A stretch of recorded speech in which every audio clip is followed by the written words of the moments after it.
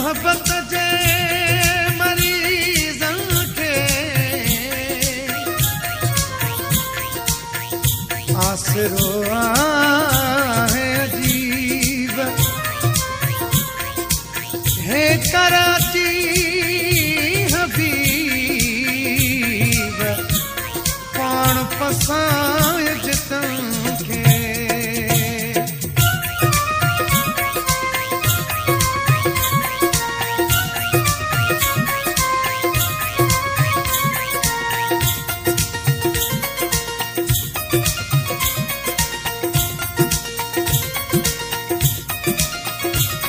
मोहब्बत जे मारियल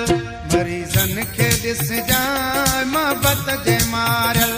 मरीज़न खे ॾिसजांइ पुठल इश्क वारा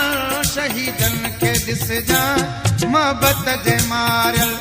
मरीज़न खे ॾिसजांइ मोहब्बत जे मारियल मरीज़न खे ॾिसजांइ पुठल इश्क वारा शहीदन खे ॾिसजांइ मोहब्बत जे मारियल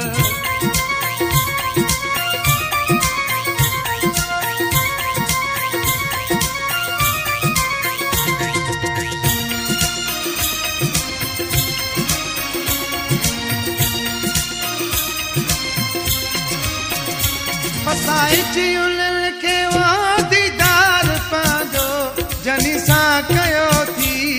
इक़रार पंहिंजो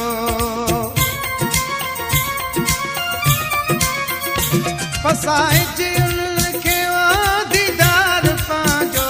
जनी सां कयो थी इक़रार पंहिंजो नज़रुनि जे घायल ग़रीबन खे ॾिसजांइ नज़रुनि जे घायल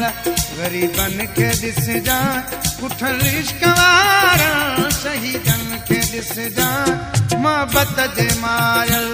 मरीज़न खे ॾिसजांइ मोहब्बत जे मारियल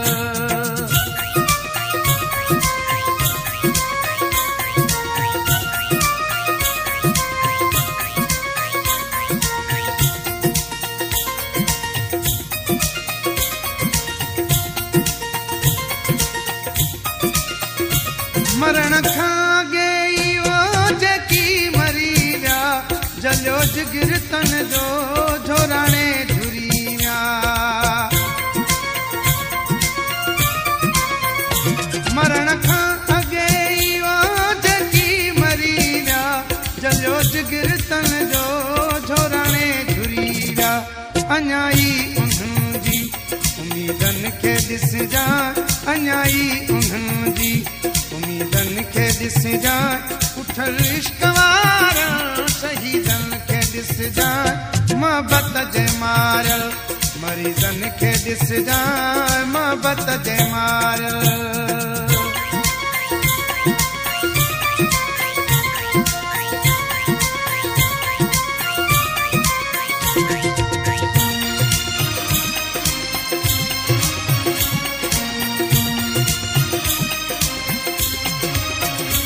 हुज़ूरन खे मारियो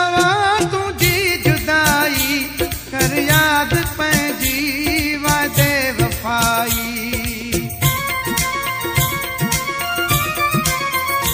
हुज़ूरन खे मारियो तुंहिंजी जुदाई कर याद पंहिंजी वादे वफ़ाई फटियल फेराकी फ़क़ीरन खे ॾिसजांइ फटियल फेराकी फ़क़ीरन खे ॾिसजांइ पुठल इश्क वारा शहीदन खे ॾिसजांइ मोहब्बत जे मारियल मरीज़न खे ॾिसजांइ मोहब्बत जे मारियल मरीज़न खे ॾिसजांइ पुठल इश्क वारा शहीदन खे ॾिसजांइ मोहब्बत जे मारियल मोहब्बत